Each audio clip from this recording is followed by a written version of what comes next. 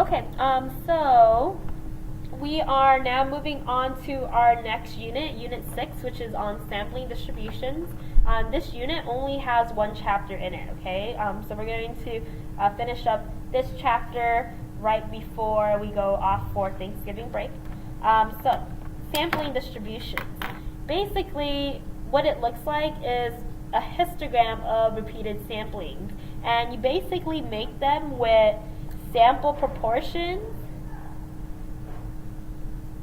or you can make them with sample means. Okay, so some examples for proportion. So it's just basically a percentage of a population with some type of characteristics. So maybe you're interested in the percent that's male, or the percentage that's female, or the percentage that likes the color blue, or the percentage that has a dog. Anything that you are interested in, you want to know the proportion of the population that has some particular type of characteristics. You could also have sample means, right? And so maybe we're interested in the average height or the average weight. Basically, we use sampling distributions to see all the proportions / means from all possible samples of a size n.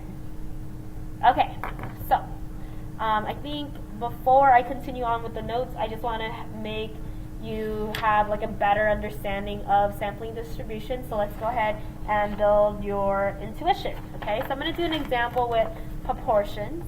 Alright, so we're going to let P be the proportion of students whose favorite color is maroon. Okay, and then the true population proportion, let's just say that out of all of the students ever in the US, 20% said their favorite color was blue. Alright, now we are going to take a sample of 100 students, right, and that's going to be our first sample.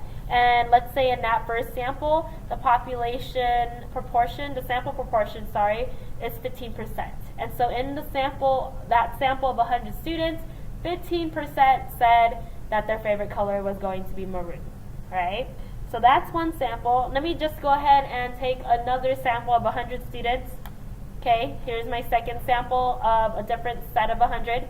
And that sample proportion is going to be 19%. Okay, let me go ahead and choose another 100 from the entire population. So this is my third sample. It's going to be 23%. Fourth sample, maybe it's 21%. Fifth sample, maybe it's 5%. A sixth set of 100, 50%. A seventh set of 100, 22%. An eighth set of 100 is going to be 18%. That's the proportion out of all of those 100, right, that actually have their favorite color being maroon.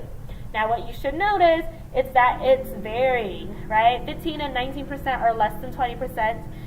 23 and 21% are bigger. All of a sudden, I have 50% for sample 6, which is way, way above 20%, right? So it's varying around what we actually know is the true proportion. And that's actually how samples work, because we know that when you pull out a sample of 100 students, then what happens is you're going to have a different percentage liking maroon compared to another 100, compared to another 100, compared to another 100. And basically, when you have a sampling distribution, you are going to take every single possible sample of n that you can have, and you're going to calculate each one of those sample proportions of students who like blue, and then from there you can make a histogram.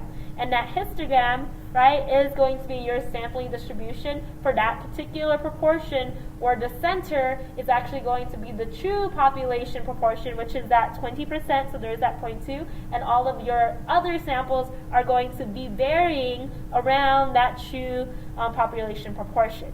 Okay, so that's just a quick intro to sampling distributions. It works the exact same way for means as it does for proportion.